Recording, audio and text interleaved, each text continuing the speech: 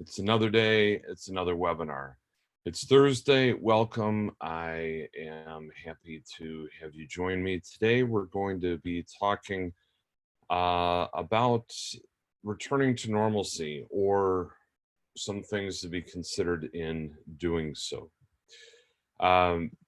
Let's start with the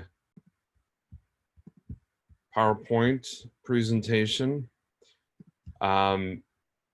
And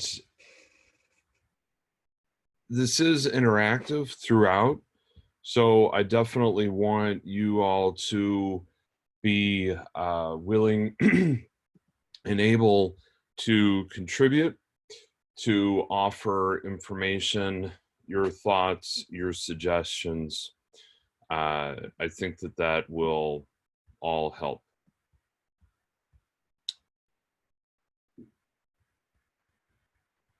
As we get started here, I wanted to mention that this is the fourth of 4 webinars that I have been doing, or Mud Law has been doing, with the Alliance Collaborative. The other 3 will, you can still register and access them. Obviously they're not live, but they are online. And you can go to caresact1.mudlaw.com, caresact 2, caresact 3 is the one that you are listening to right now, and then also caringforemployees.mudlaw.com. Just a little plug for myself. There is a future webinar coming up on Monday in which I'm going to dive in specifically to the FFCRA, the Family First Coronavirus Response Act, with signs of the times. Again, as with the last few webinars that I've been doing with the Alliance Collaborative, and I hope they invite me to come back and do more because it's been an enjoyable collaboration. Interact, submit questions. This is a Q&A kind of format. Happy to take them along. Take a survey at the end. It is brief, and feel free to register for the webinar on Monday. As you can expect, this webinar is not legal advice to you individually or accounting advice to you individually. Nothing can replace the direct counsel that you might receive from an attorney or an accountant. What is this not? This webinar is this is not a discussion of PPP loans. This is not a discussion of the EIDL, the quick $10,000. It's also not a discussion of other non-loan related aspects to CARES Act. As I mentioned just a moment ago with the webinars that we've already done, that is all discussed in those webinars. And also the Caring for Employees specifically had information for your employees. So if they have not watched it, please feel free to direct them there. What this is going to talk about, as I mentioned, is planning for business continuity and a return to normalcy. We'll kind of have to think about what that normal is going to be. But before we do that, let's begin with, what is business continuity? Business continuity is essentially the planning or the process of creating systems to prevent and recover from potential threats to a company. So it's to enable continued operations of the company. And what we want to do in talking about business continuity is thinking about contingencies, thinking about what we might need to do. Today, we're in a situation where many of you, if not most, are shelter in place, remote only. It's COVID-19. What can happen tomorrow? We don't know. But one thing that we do know is that we've learned that the most surreal and strangest events can occur, however unlikely. And I mean, within certain parameters, right? I don't think tomorrow we're going to find that people are living on Mars, but in terms of our business operations, our day-to-day business operations, no one could have expected this 6 months ago, that the majority of the population would be living and or working from home, basically on lockdown. So it can happen. It has happened. We're in the middle of this. And how do we plan for that? How do we take advantage of this? These are some of the issues that we want to be thinking about, rather than just adapting. You know, when Bill Weaver, who is part of the Alliance Collaborative,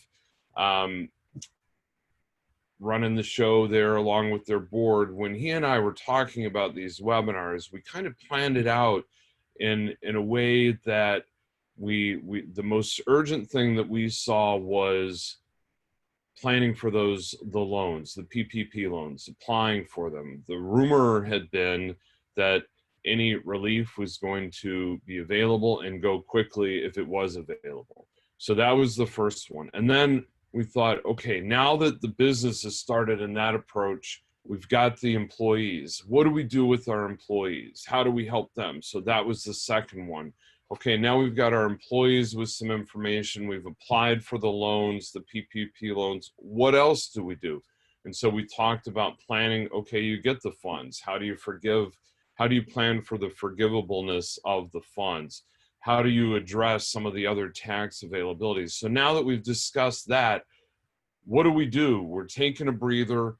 How do we take advantage of this opportunity today to make our businesses stronger and be ready to return to the normalcy? So in the last webinar, somebody asked a really good question. And since then, the question was, let me give you the question first. The question was, what should be the short list of people that I talk to, or that I have on my list of needing to discuss planning and preparing? And my response was your attorney and your accountant. I think that sounds reasonable. Do you? But it occurred to me afterwards that really our teams are much broader than that. And so what do we do? We have the owners of the company. We have the officers of the company, and the owners and the officers may be one and the same, or one owner, if there's only one, may be an officer, there may be other officers. But we also have key employees, trusted employees that have been with us a long time, that we can rely on, that we can put trust in, those that might have trade secrets. We also have our IT. We are a tech environment now. Remote only has shown us that more than anything. You may have your attorneys. I hope you have an attorney, but you may not be in a position to have general counsel, a GC. So you might have outside counsel that you only call when you need somebody. And the same might be for an accountant. You may not have an in-house accountant. You may use a separate service. Likewise, you probably or maybe don't do payroll internally. Maybe you do, or maybe you use a payroll company. Insurance company. Insurance, right? Insurance is so important. And particularly right now, there are a lot of issues with the insurance companies, because on one hand, you turn to the insurance company to see if they cover a situation like this. Many do not, or many have claimed that they do not. And so there are already lawsuits against insurance companies seeking to enforce coverage. You know, it's kind of, you all probably know the term force majeure. If you don't, you're going to know it now. Force majeure is essentially an act of God, something beyond our control. So contracts typically will have, a lot of contracts will have a force majeure clause. And the contracts that your company has with your customers should have a force majeure clause, because essentially, if somebody had hired you, I know that many of you are in the challenge course industry. my firm services companies in the challenge course industry, and then on the other hand, space industry, tech companies, online companies, quite diverse. But I know some of you are in the challenge course industry, and so I'm going to use that example. Let's say that a park hired you to build a zip line and climbing wall. You were to begin April 1st, and now under shelter in place and restrictions, you really can't do that. Or you've decided that you can't do that, not only due to the government orders, but because of the health and safety, well-being of your employees.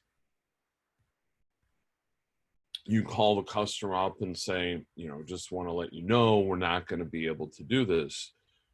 They say, oh, yes, you are, or we're going to sue you. Well, you want a force majeure clause in there to say, look, this is circumstances beyond our control. If we could, we would do it. We can't. A force majeure clause would cover you. Now, unfortunately, at the same time, you might be in a contract where a force majeure clause is being used against you to say that they can't perform. Insurance companies are saying that this pandemic is not covered in the policies. And we're going to get into the type of policies, because you have your property insurance. If you rent or you own, you should have property insurance. Renter's insurance, if you rent, obviously. E&O, errors and omissions insurance. That's if you do something wrong, or your liability insurance. Something can go wrong, and whether you do something wrong or not, somebody might believe that you've done something wrong. We all probably have heard of insurance companies lately trying to get out of the very policies that are covering accidents or covering what you hired or sign on to the insurance company to cover. So I'm going to give you some tips later, but just on the off chance that they didn't make it into a slide, I'll mention it now. When you go to an insurance company and you are looking at signing on a policy, you should have a list of all the contingencies that might happen, how you might get sued, and say, does this policy cover me for these? Now, on one hand, you might look and you say, well, why would I do that? They might get skittish because I'm asking the questions, and they might think that I'm concerned about that. No, I wouldn't worry about that.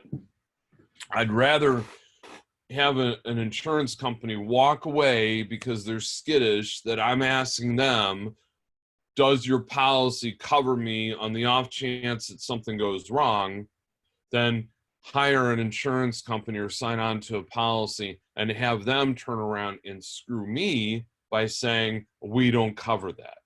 So yeah, it is a balance, but the way that you present it to them, and you can point to industry examples and say, you're wanting to make sure that insurance company X is not going to be like insurance company Y and turn away in times of need. So do ask those questions. They're reasonable. You're buying something, you should know what you're buying. There's workman's comp insurance that you need to have, and if you don't have, you need to have. There's also umbrella insurance. Are there commercial umbrella policies? Do you have enough coverage there? You want to make sure that every possible aspect of your business is covered. So those are kind of the team members that we need to be thinking about. But at the same time that we're thinking about our own continuity plans, we also can ask our team members, the outside team members, do you have a continuity plan? In other words, your attorneys, what happens if there is a crisis? Are you going to be operational law firm? Talking to your accounting firm, are you going to be operational? What happens in that situation? How do I get a hold of you? those are good questions to ask, and certainly now we've all learned that they're very appropriate. Now let's kind of dive into some of the key people and the team members. Now you may be asking, you may be saying, Charles, you know, I know who the team members are. Why are we going through and talking about the team members? Well, it's talking about how to prepare for making sure that the business continues and can handle any kind of situation. So with your owner, does the company have disability insurance? Does the company have disability overhead? So what does that mean? Well, there's disability insurance for an individual that you might have, that if you become disabled or unable to work, and let's say you're laid off or whatever, you're on sick leave and you're no longer getting paid because you're disabled, the disability insurance would then kick in and at some point provide you pay or a percentage of what your pay would have been. Disability overhead is for the owner or principals of firm to get coverage, so that if something, for example, with my law firm, if something happens with me, I'm laid up or not able to work, the insurance would kick in and there would be a base amount of funds to cover overhead. So talk to your insurance agent if you don't have that. Now, I'm going to try to do something here that I had not done before. I want to ask you a question. Should something happen to the business owner, does your company have a plan in the event she becomes incapacitated or unable to make decisions? Take a moment, answer the question if you can. And while you're talking or while you're thinking about that and answering, if that does happen, if the owner does become incapacitated or unable to make decisions, who will make those decisions? Now, you know, I operate my firm with my wife, but she is not an attorney. She handles the finances and the personnel. And I am an attorney, and there are certain decisions that I can make as an attorney that a non-attorney can't. So how do I address that? I can have my wife, Catherine, make business decisions, but with a law firm, even a law firm has to be owned only by attorneys. So she can't inherit the law firm. So there are these issues. And one of the things that law firms need to do is to have another, or should do, is have another lawyer available so that if something were to happen to me, there would be an attorney able to represent the clients and continue that way. Now, I have associates, I have other team members, I have of counsel that would be able to do that, but they may not have the same experience. And so you would want to have a backup plan. Now, internally, you might have somebody that's going to fill the shoes of the owner or the officer on your business, on your type of business. You may not have the same restriction that a law firm would have, but those are things that you want to be thinking about. If something happens to you, the owner, what do you do? Who is going to make those decisions? We don't want to talk about it, but we also need to think about dissolution plans. Should the worst occur, what happens? How does the business wind down? You need to try and plan for every contingency. Now, a personal story here as an aside, it's fortunately did not happen to me, knock on wood. But I did have an attorney, and I would consider him a friend.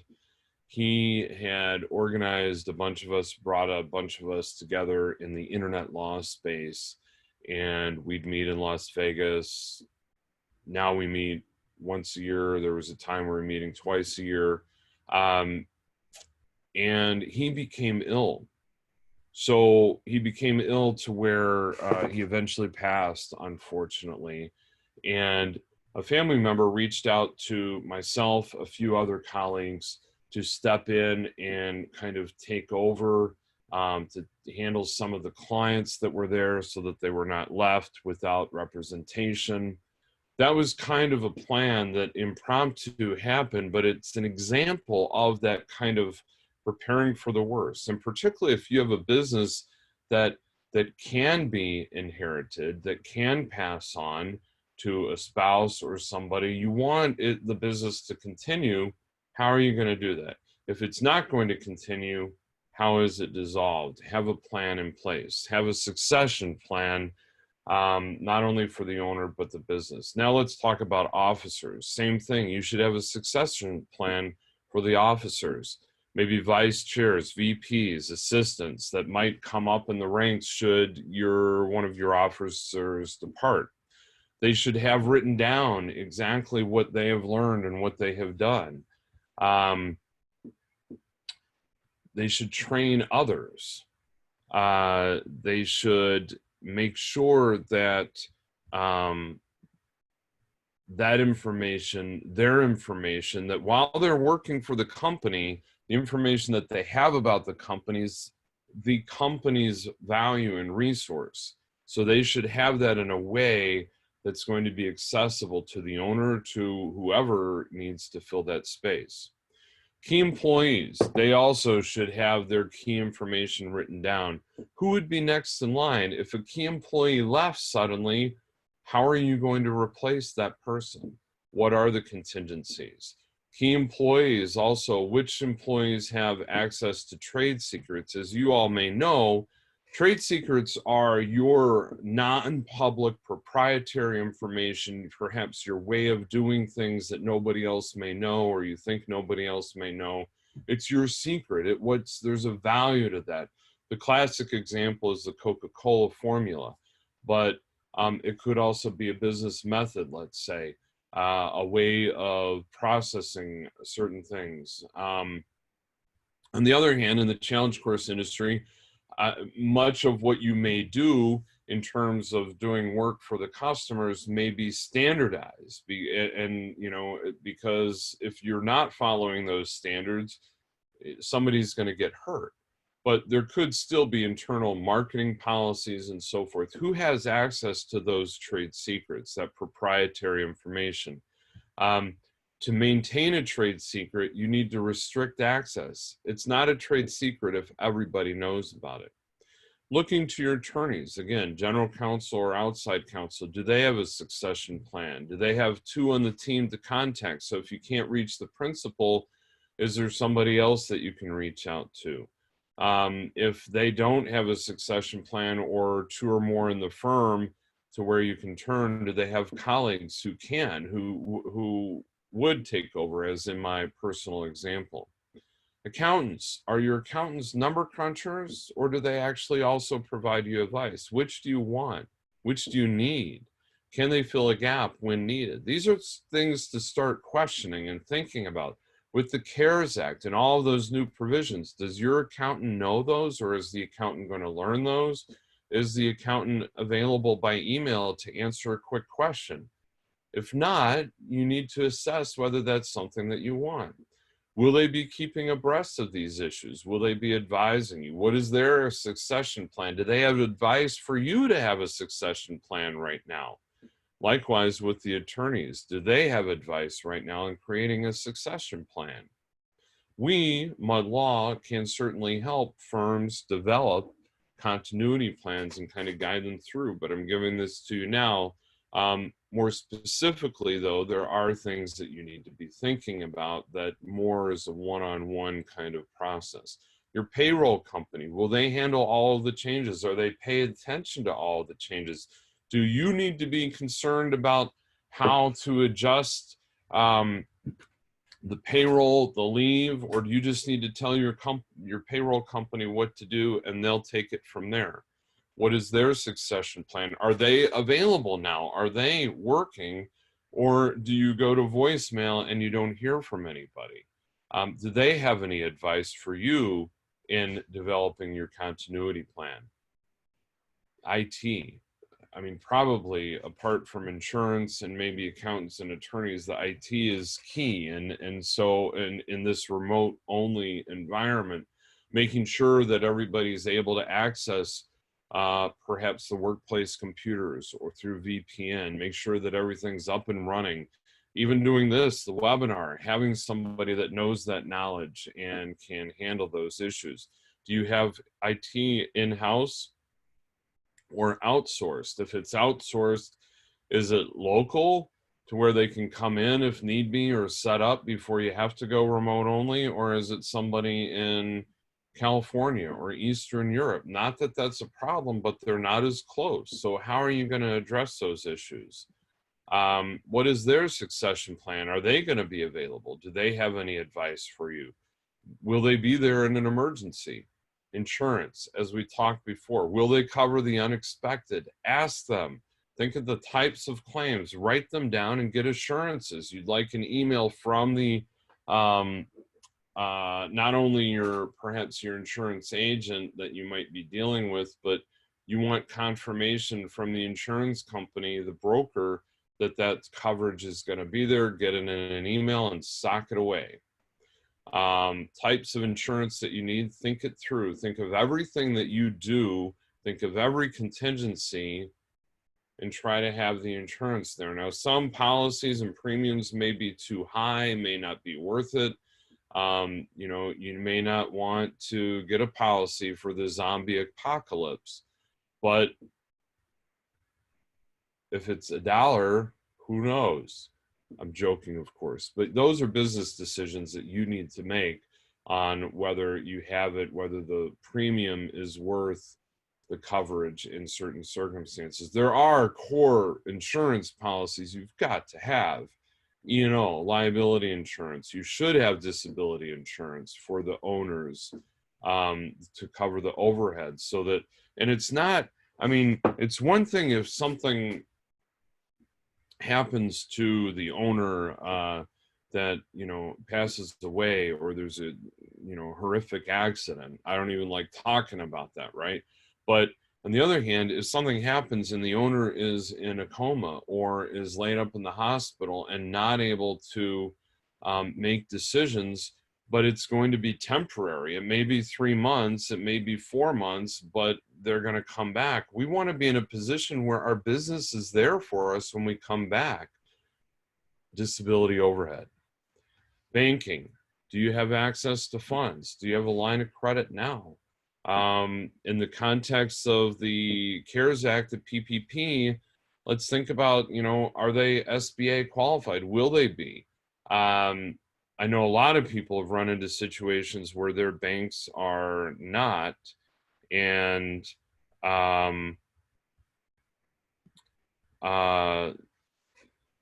they're not, or they say that they're not right now, and they're not going to the SBA, or they have done it. They're waiting on the process. They haven't got it online. Some banks, there was a lawsuit just filed the 13th, I believe, against Bank of America, because Bank of America was only taking their existing customers, and it was first only their existing loan customers. Now it's opened up a little bit more. Those are questions to ask. I will mention that I did realize that I did learn that PayPal, through WebBank, PayPal is offering access to PPP loans. So if you are having trouble finding loans elsewhere, the PayPal, go to their website.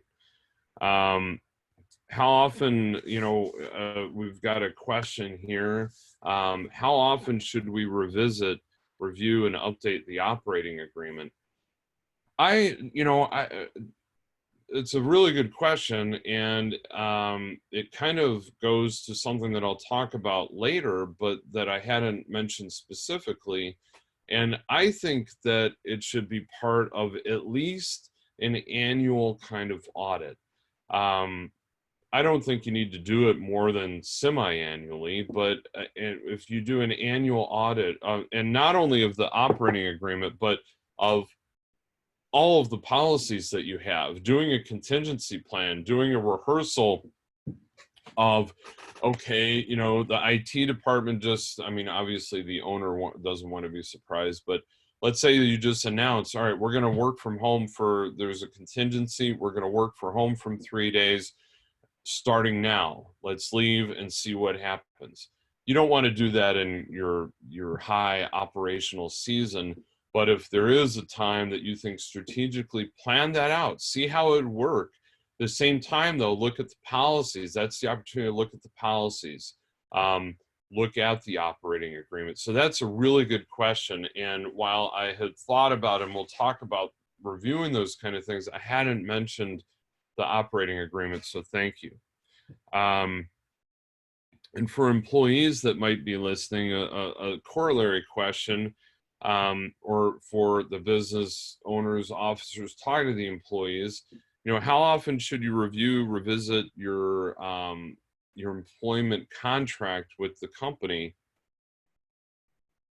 Well, I think that we should do that every year. I mean, it's the same kind of thing. In fact, these are really good questions because it's the same kind of thing that, you know, when we renew our insurance every year, when we renew our, like I have liability insurance come due every year. I go out and try to get quotes. I've got a pretty good company and broker agent that I work with.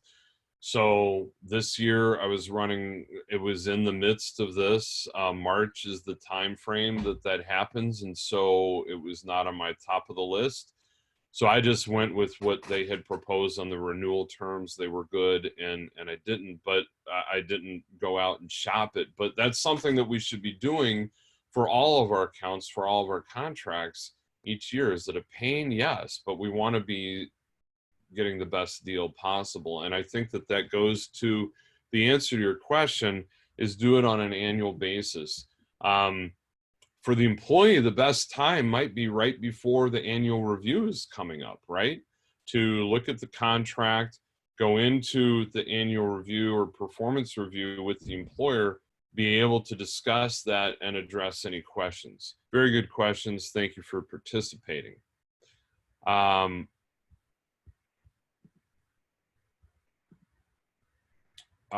What is going to happen with fraud and identity theft with your bank?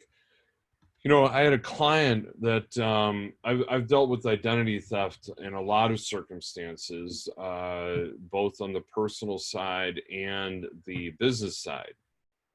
Business side, you ask? Yes, business side. How can that happen? Someone can pretend to be an officer of the company. Somebody can pretend to, maybe it's a made up name, but they're pretending that they have the authority to act on behalf of the company. Now you say, Charles, my bank has signature cards. That's not going to be an issue. Okay, fine. So then let's say that the individual does pretend to be you. What is going to happen? On the personal side, if there's fraud involved and funds are withdrawn on your personal accounts, those are typically protected individually by the banks and the government. For business, it's not. Business accounts are not so protected. So you might want to ask your bank, what happens if somebody hacks into my account and transfers money out? You know, now I've had other situations where people come up and they have been convinced or persuaded, I guess is a better way of saying it, to wire funds to somebody. That's not going to be covered. If I have been persuaded to wire funds to Zimbabwe or, you know, there is no East Germany anymore, but let's say Germany or wherever the case. I'm not harping on one country or another. I love Germany. I love Hamburg. I love Bavaria, the southern region. Have not been to Zimbabwe. But let's say that I get an email and I am persuaded. I would hope that I am not going to be so persuaded, but let's say that I am, and I wire $50,000 to somebody out in the ether, the internet. And then I realized, wow, that was a really dumb thing to do. And the person just took my money. Or they said that they were going to send me product if I send them $50,000. And then lo and behold, the product doesn't arrive. Can I go to my bank and say, I've been defrauded? The bank is not going to cover that. I'm the one that actually went on there and wired the funds. That's my business decision. They're not insuring against that. But if somebody hacks in and it's not me and they wire funds from the account or they transfer funds out, you need to ask your bank whether that's covered. On the individual personal accounts, it should be. I know a lot of banks will not cover that on the business side. So how do you do that? You get like cyber insurance, or you get cybersecurity insurance, cover ransomware, malware attacks. That's another thing that we don't even have time to get into today, but it's another kind of business continuity thing to think about and to plan for. That's ransomware. Do you have backups? What happens if somebody accesses and locks down all of your files and asks for 1 billion Bitcoin? What are you going to do? And if you don't know, you should be thinking about that. And if you need to think about that more with somebody that has experience with that, feel free to reach out. But that is something that you want to be thinking about. Do you have a personal relationship with the banking? If not, develop one. Find the commercial banker, have a conversation, have a coffee, sit down, talk about your banking needs. Even in large commercial, large banks such as Chase, you have the opportunity to work with a commercial banker. I know that a lot of times it's more intimate on the local level, and that's fine too, but you definitely want to cultivate those relationships, because those are the people that you will be able to reach out to by email or otherwise in these uncertain times. Now, we've just gone through a list of team members that are your team members, and that goes to the question that was asked in the last webinar. I've really thought about it, and I continue to think about the things that you all asked. And so that's your team. Are all of these names and numbers accessible to your successors and substitutes?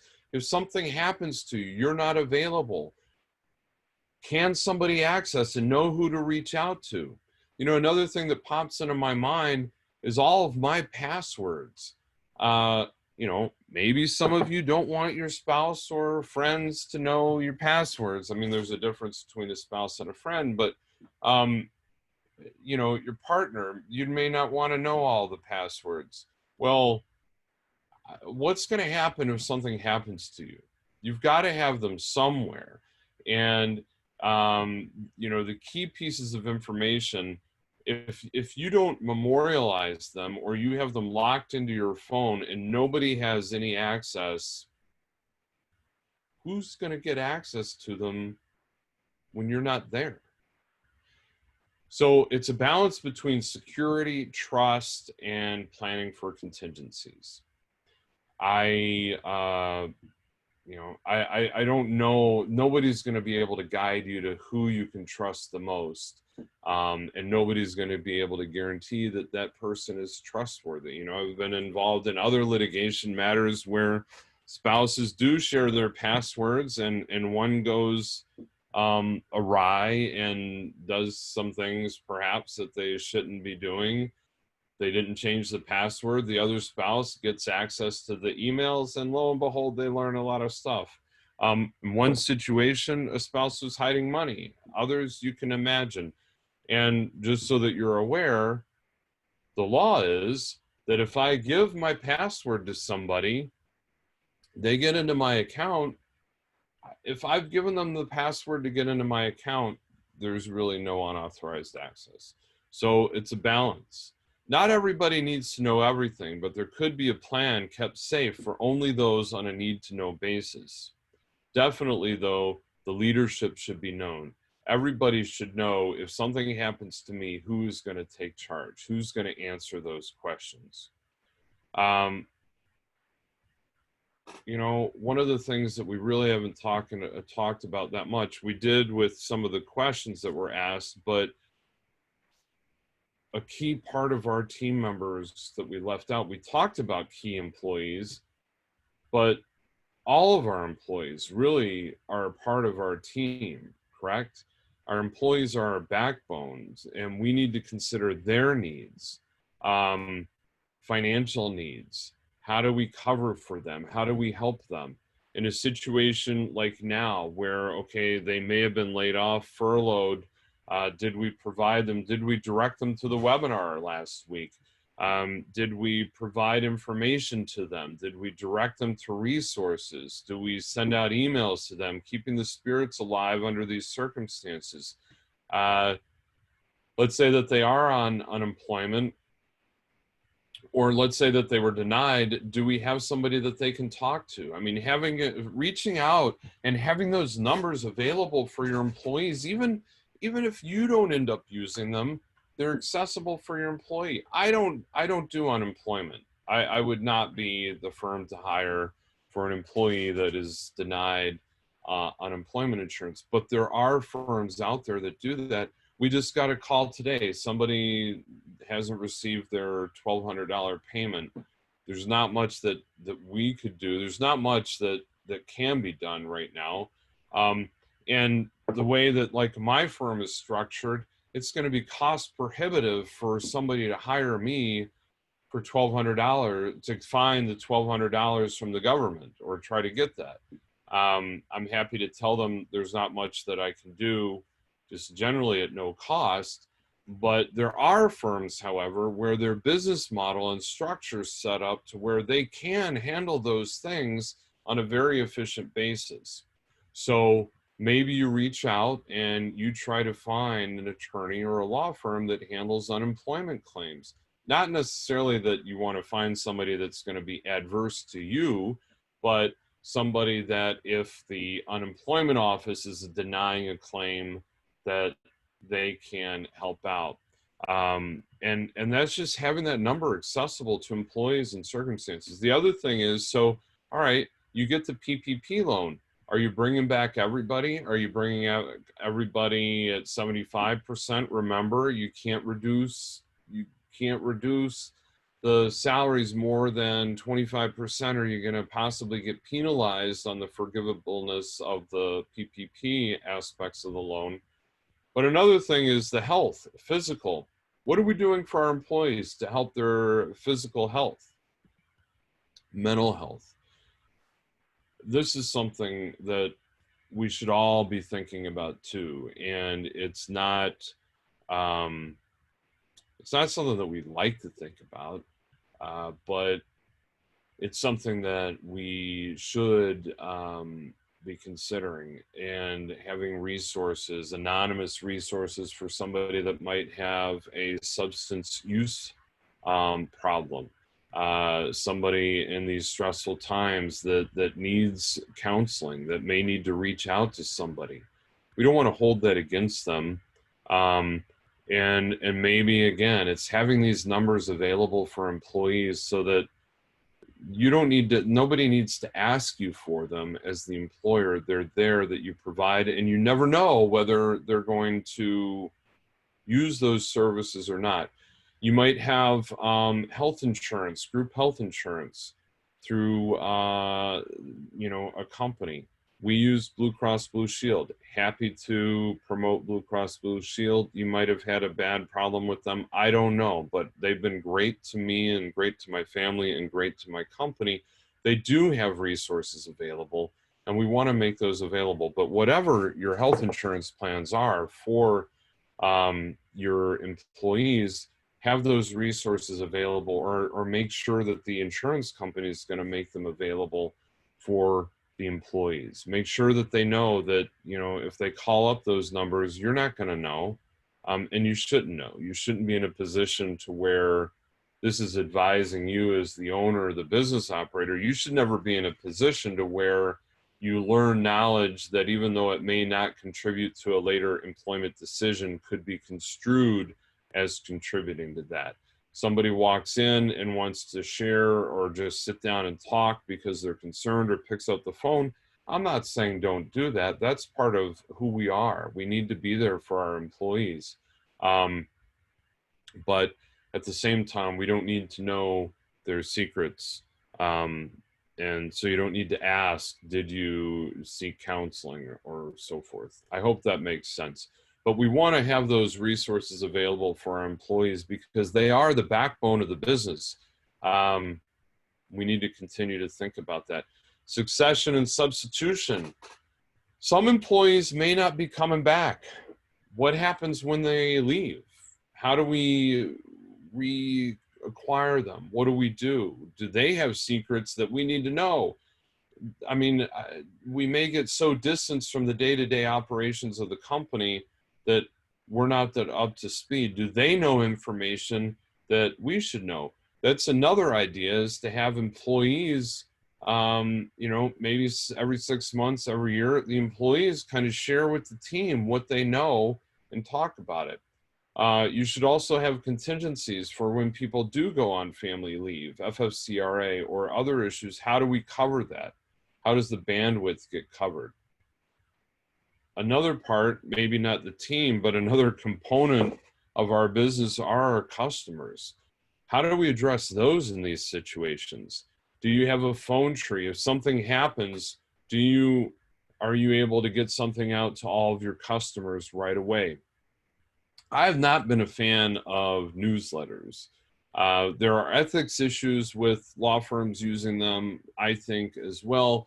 But at the same time, and then there are all these opt-out and opt-in provisions you should be aware of.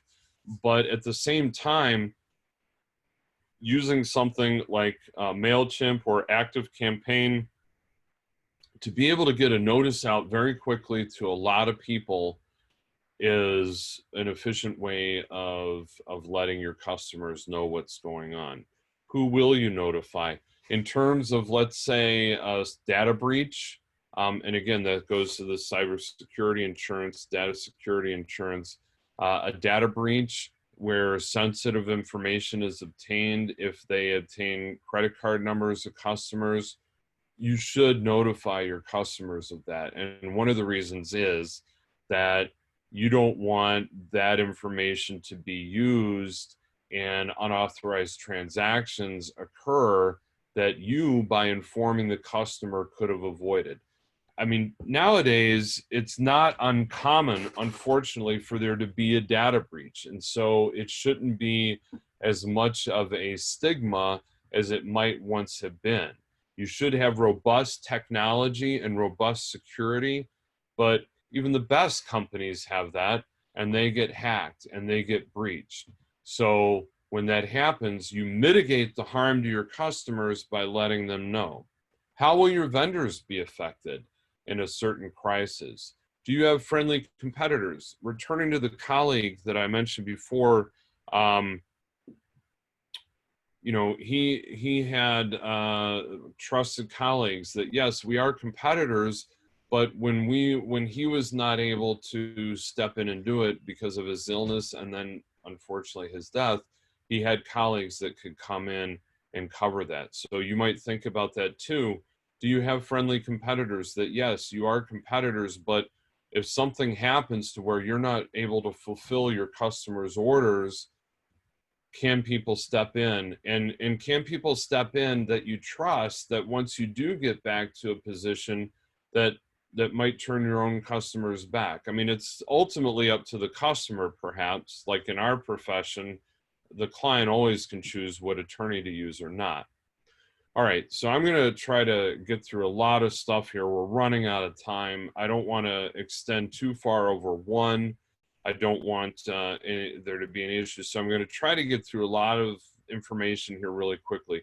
We've talked about people, but let's talk about trusted locations. Something that I want to think about, we're all remote only right now, or at least most of us are. What happens if there was a lockdown? What happens if something happens that we're an emergency and we need to stay in place at the employment office? Strange as it may be, these are strange times. So do you have supplies to last a lockdown? Maybe it's not going to be like months like the shelter in place is, but would you have a situation to be able to adapt for a 24, 48-hour lockdown where people needed to stay in place? You might be in a location where there are tornadoes or other natural disaster possibilities. Do you have food? Do you have supplies? How would this shift your dynamics? What is your supply chain disruption? Now, this applies not only to being on a lockdown, but also remote only. What if you can't get your supplies? What kind of a stock do you need? In this remote only situation, it's definitely extreme displacement, but it could also be a fire, flood, or other natural disaster. So COVID-19 has forced us to adapt, but we should use this opportunity to think about contingency as in other situations. Think about what works now, what doesn't. When you are in this situation, when you are in remote only, are there lessons already learned? Take note. Identify what's working, what's not. Technology issues. What would you do differently? Have you already adapted to certain dynamics that you've learned?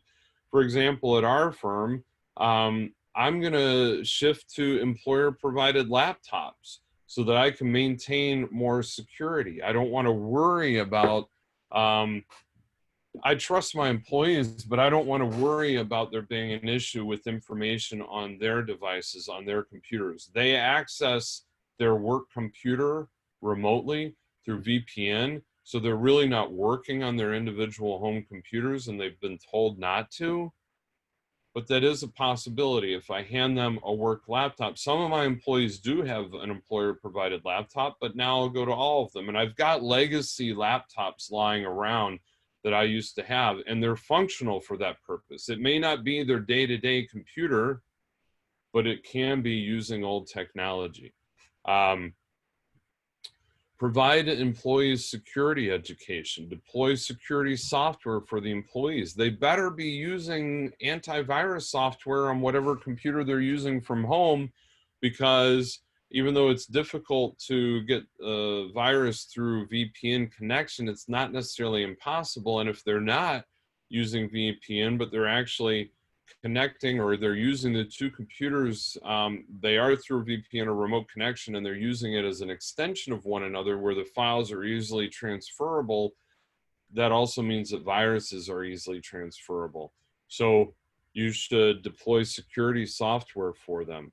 Decide what should be in the cloud, what shouldn't be in the cloud. In these circumstances, are there programs or applications that would be easier if everybody was able to use things? Can you adapt to use Google Docs? Is that what you're using already? Refine your acceptable use policy. There was a question earlier about how often do we look at our operating agreements? I said at least yearly, maybe semi-annually, but let's take the opportunity to look at the acceptable use policy on what personal devices are being able to be used by our employees, or have an emergency policy in place. Let's look at our employee manuals. How many of you have employee manuals? Develop a section for contingencies. Maybe that's the better way. I had proposed elsewhere having a separate manual for these kind of situations. A colleague correctly pointed out, it's better to have a section in your existing manual to handle that only kind of takes over in these circumstances. You also need to have a sunset provision so that when does that happen? When do you go back to the new normalcy? Now, some people suggest shelter in place will continue for some time. I don't want to scare anybody, particularly my challenge course industry friends, but some people are even saying 2022. I mean, that's insane if we don't get a virus. And we were talking about that here, and it's highly unlikely that we just, the economy, that the government, that we as a people would be able to sustain that. But let's say that we're not looking at May. Let's say that we're not looking at June. what do we do? How do we convert this temporary situation into a quasi-temporary where we may need to use more permanency? And I believe I have this on the slide, but how can we pivot our businesses? How can we take lemon and make lemonade out of it? Some suggest, now that's going back here, that was one that's kind of more a permanency, semi-permanency of kind of or a longer remote only situation. Now what I'm talking about, that will never return to the normal that we had before. And that's probably true because we never thought that this might happen on such a scale as it has. And unfortunately, people are talking already about resurgence. People are talking about it could be seasonal. God forbid, but if that happens, how is our business going to adapt? How do we adapt remote only to become a remote strategy? How will our employees change? There's also discussion about how, coming back, the employees coming back are going to be different. They may like working from home. How can you use that to your advantage? How can you use that and turn that into a benefit for the business? Think about what works now and what doesn't. Now, we talked about locations before, and I've got another question, and I'll get to that in just a moment. We've talked about locations. I talked about lockdown. What if you actually have to stay in the work environment? Then we're not talking about your home. We're not talking about remote only. That lockdown was staying in the work environment. You're all at work. You're in the factory. You're in the office building, and something happens. You can't leave. How do you handle that? Now, let's say that we get to a situation where it's not pandemic wide, it's not society wide. Something happens to your building. There's a fire, there's a flood, there's mold. You can't use the building that you're in. Is remote only more efficient than moving locations? Perhaps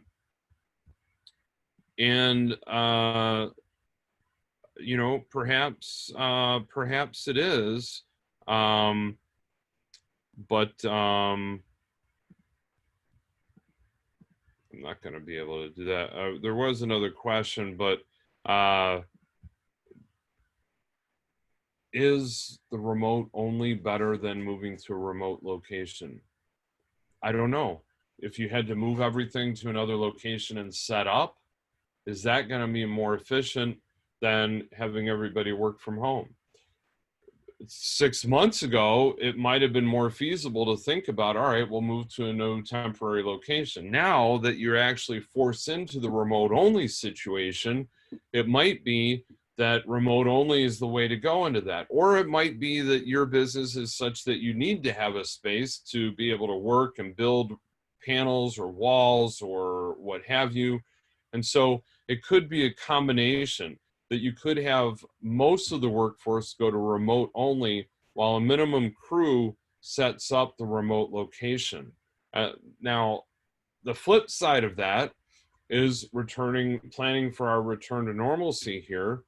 Before everyone returns, you might have the location, your office cleaned, disinfected, a skeleton crew goes back, make sure that it's all operational so that if there are any anomalies, that you can use the efficiency of the normal that's now to kind of resolve any things getting back into place, rather than having a lot of inefficiencies of everyone returns at once and there are issues.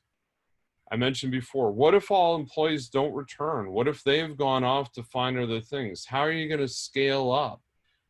Think about looking at interviewing now, right? I mean, it may seem odd. It may seem we don't know when we're going to return, but it's a good opportunity to take advantage of the time to think about what's going to happen. What if all customers do not return? How do you scale up in that situation?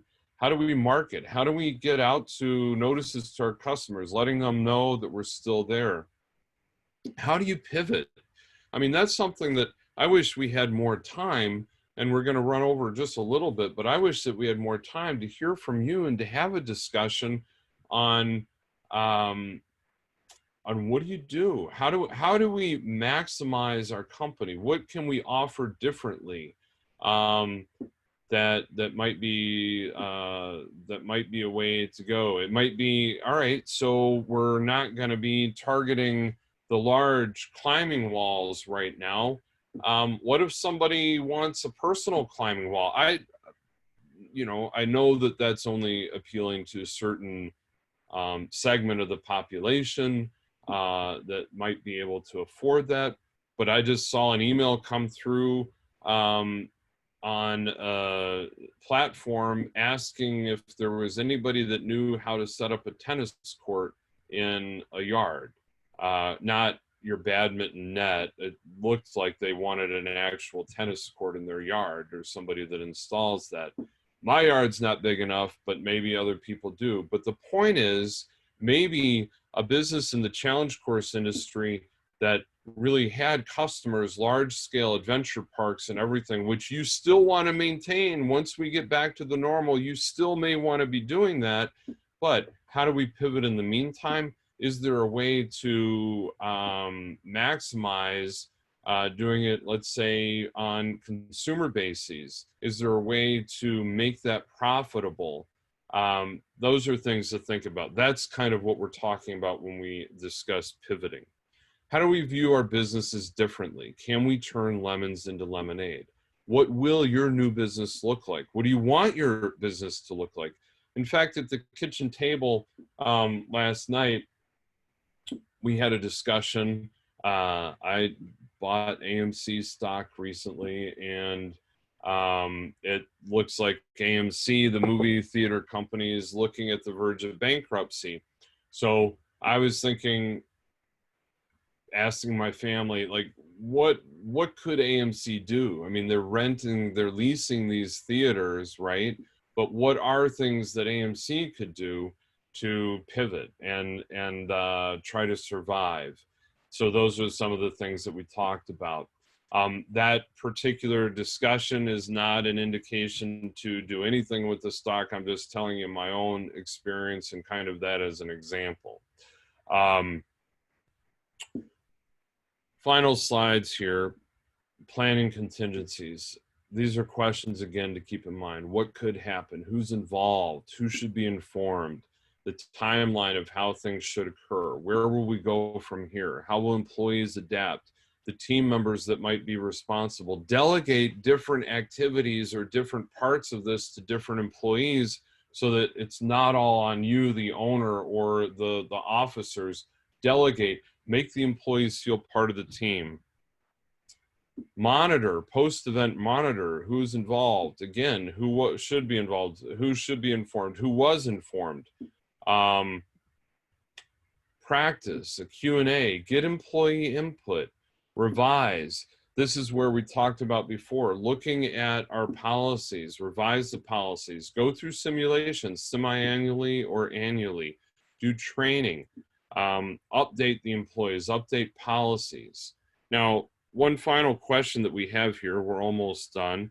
If an employee is laid off or furloughed because of COVID, then is offered valid employment, but maybe not exactly the same job or rate, and they decline it, are they still eligible to claim unemployment? That's a good question. And perfect slide. A disclaimer is I'm not an unemployment attorney, but what I do know is that for somebody to, in a normal world, if somebody is looking to obtain unemployment, they have to be actively looking for work. And I think it's going to be problematic for somebody to remain on unemployment where there is a job opportunity, albeit perhaps not their ideal job opportunity available. So under normal circumstances, unemployment is not there, in my mind, to enable an employee or to enable a consumer to find the ideal job. It is a stopgap measure, and that is the point that they have to be actively seeking employment. And if they're provided that opportunity, they have to take it. And so, from the employer business side of things, if you are, because obviously in a normal circumstances, somebody goes, you lay off somebody, they go look for unemployment, unless there's a basis to object to their seeking unemployment. You're going to get dinged on the unemployment rate that you end up paying. I mean, obviously, unless it's self-funded, you're not having to pay their unemployment as the employer. That's why you pay the federal unemployment tax, or state unemployment tax. But let's say that you did not object. It's not coming out of your pocket, but your rate that you are charged, the tax rate is going to be modified by that. So if under these circumstances and others, if somebody's on unemployment, you give them the offer, but it wasn't what they had before, or the position is pivoted, and they are on effectively your unemployment, then I think that is problematic for them. And I think that you should talk to the unemployment office on how you would report that. And the unemployment office may even ask you, because the employees should be reporting what job opportunities or what their efforts have to be. And they are asked that, fortunately, I've never been on unemployment, so I don't know exactly how that happens. But my understanding is, based on my knowledge, both as an attorney and employer and otherwise, is that they are asked and have to report the number of efforts that they have made to seek a job, and whether they've had any offers and so forth. So I hope that answers your question. I know it may not do so perfectly, but that's where the disclaimer is, and I'm not an unemployment guru. I want to thank all of you, and I want to thank again the Alliance Collaborative for working with Mud Law to put on these webinars and agreeing to do so on a complimentary basis. We collectively, both Mud Law and the Alliance Collaborative, and I know all of the board members, wanted to provide something to the companies, their members, or if not their members yet, their compatriots, their companions, their competitors, their friends, that they see at ACCT or otherwise. We wanted to provide resources for our businesses that would help through this troubled time. And I really appreciate the Alliance Collaborative stepping up on that. And I want to thank them for allowing me to be involved, because obviously I'm targeting this also to other industry segments that Mud Law represents. You can get resources from the Alliance Collaborative at thealliancecollaborative.com/COVID-19, as well as covid19.mudlaw.com. There are no other questions that I see. We've gone over. I appreciate your patience. Take the survey. There is that webinar coming up on Monday. And the reason that I really want you to take a survey on this one, bear with me, humor me, is because we do ask questions on whether you had a topic that you wanted addressed that wasn't. We want to know about that, because we also want to know whether you'd be interested in more webinars down the line from the Alliance Collaborative and or Mud Law. So thank you from all of us. I wish you well. Have a great day. Stay healthy. Let's bear through this. Practice safe distancing, and we'll all get to the better end of the road that we're traveling. Talk to you soon.